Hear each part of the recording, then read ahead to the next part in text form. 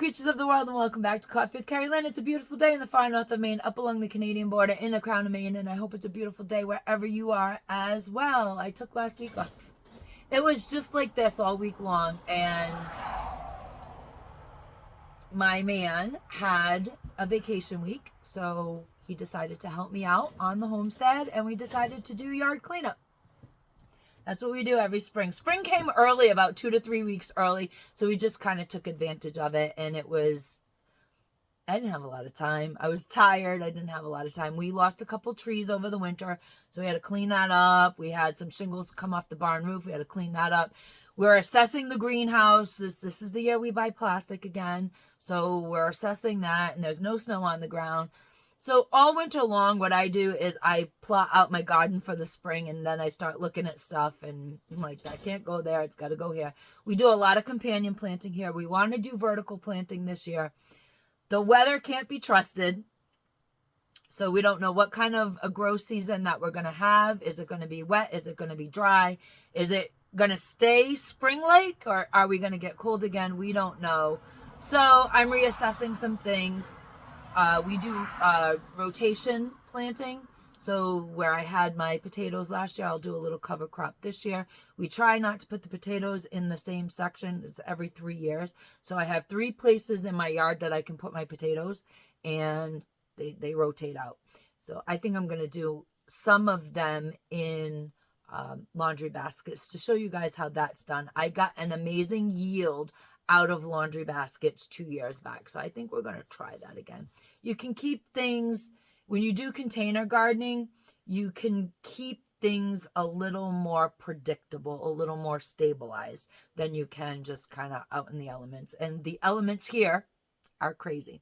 I heard people say last week that they were going to put their seedlings out if the weather kept up. Please don't do that. I know you're new to the county. Please don't do that. You're going to lose everything. Start again. That's what you're going to be doing. Because I can almost guarantee you we're going to have another cold snap at some point coming up. This is kind of fake. It's kind of fake weather. Hello, if you are joining me on YouTube, think about subscribing to my channel. Give me a thumbs up. Give me a thumbs down. Comment in the comment section below. I will comment back to you. If you are a YouTube creator and you subscribe to my channel and you have an active YouTube channel, meaning you put at least 2 videos a month up on your channel, I will reciprocate and I will subscribe to your channel. I think that it's very important for small creators to kind of band together and build a little community.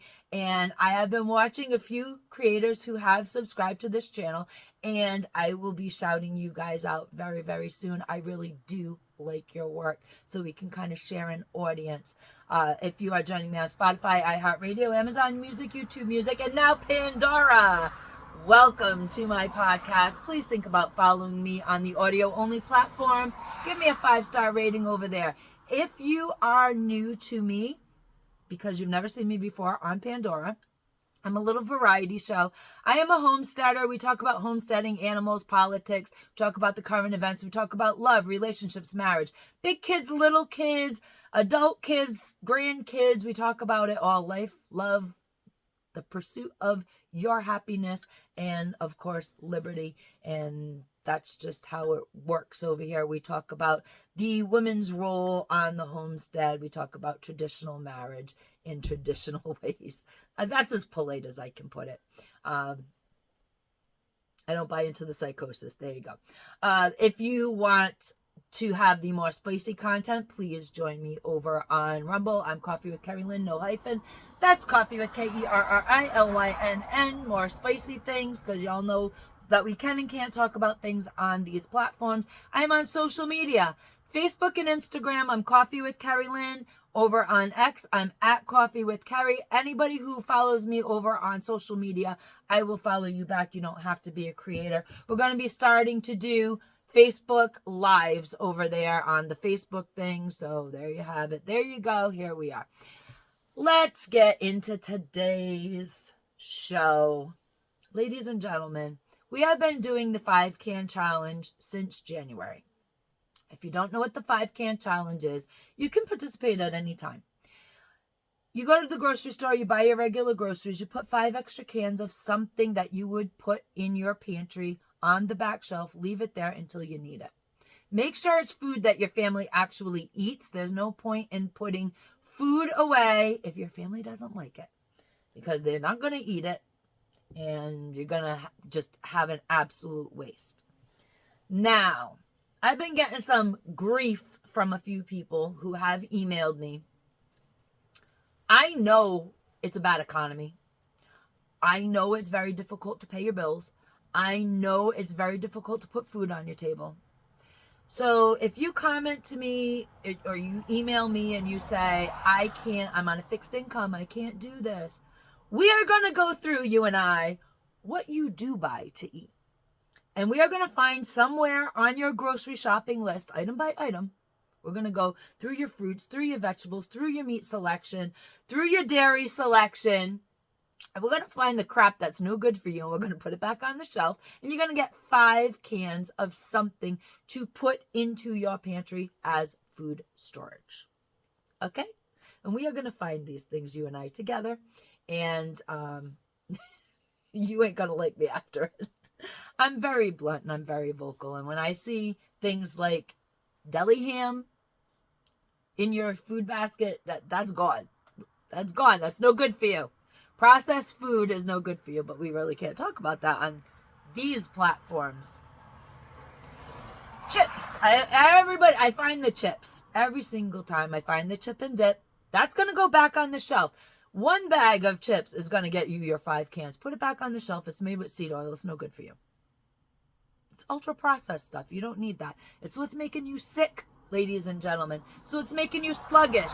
It's what's making your stomach a mess. It's what's making the brain fog. Y'all eating garbage. And I will find the garbage on your list so that you can buy 5 wholesome cans of something that your family's going to eat, whether it's going to be canned meat or it's, I know, I do the same thing. Ooh. But it is a necessity, because when the power goes out, when the storm happens, when the markets aren't open because of a natural crisis, you're going to have food to feed your family. It may be full of sodium, but at least you're going to get a couple meals. We don't prep here for Armageddon. We're not prepping for the end of the world. I am a no fear channel. I know what's going on in the world. I know how it impacts me. I go to the store. I look at the slightly empty shelves, and I don't panic. I don't panic buy per se, as people call it, panic buying. I just know in my pantry where my holes are, and I fill them up. Sometimes I'll buy 3 or 4 cans of a canned ham. Not because I think the world's going to end, because we have a homestead and we are self-employed. And if you know anything about self-employment, you know it can be erratic and unstable in your industry at certain times a year. We, as far as our self-employment goes, a lot of times, especially around this time of year, we finish a job early and we're slated to start a job. And sometimes you can't get to the next job because for whatever reason, the people have you scheduled for a certain day. They can't have you come early because they've scheduled a vacation, so you can't be at their house doing the work. And so sometimes you can go like a week without a paycheck as we transition jobs to jobs, because we don't like to back our jobs simply because we don't want to make clients wait. That's another whole crisis in itself, is when a job runs over and then you have to explain to a waiting client that their schedule has to be moved. It doesn't go over so well sometimes. And therefore, you need a food pantry. That's what we prep for. Sudden, unexpected job loss. This winter, we had the car. The car went down. Our car went down for almost a month. It was very pricey to fix. And they couldn't get the part in. Then it was super expensive to put in. And, this is the way life goes. And when I was paying my car bill off while we were waiting for the car, we had some staple food items, and I cooked off my pantry a lot, whether it was just spaghettis, whether I made my own sauce with my canned tomatoes. We have a homestead. Gardening is unpredictable. As I explained at the beginning of this podcast, gardening can be very unpredictable. We grow all organic. We do not use commercial fertilizer. We do not use chemical fertilizer. We make our own fertilizer, which will be coming up in a future video. Making your own fertilizers. Certain fertilizers are good for certain things, so we make a couple different fertilizers that we use on our gardens, on our produce, so that we don't destroy our soil with the commercial stuff. Because when you use commercial stuff, it ruins your soil, and you need more commercial stuff. It's just a vicious cycle. You need more and more and more of the commercial stuff. So what we did 14 years ago is we stopped using all the commercial things, and we soil build, which will be up on a future video podcast. We'll talk about building your soil up and not destroying your soil, because you need all the nutrients and the biomes in your soil to help your plants grow nice and healthy under all kinds of weather conditions. So that's just some of the stuff that's up and coming. However, when you grow organic, back to the topic, I know, over the river, through the woods today. When you grow organically, sometimes you don't have the yield you think you're going to have. And some years are too rainy, some years are too dry. Some years the sun don't come out at all. It's too cold up here in the far north of Maine, up along the Canadian border. And so although we use seeds that are prolific, they're all heirloom seeds. They have a very short growing cycle because of where we live. When you go to plant your garden, you need to grow on the cycle where you live. We have a very short growing season up here. And sometimes, like I said, it's just not prolific for the canning. And sometimes you need extra, and that's where the grocery store comes in. Now, that being said, I'm going to find that damn Kellogg's cereal in your grocery cart, and I'm going to throw it out.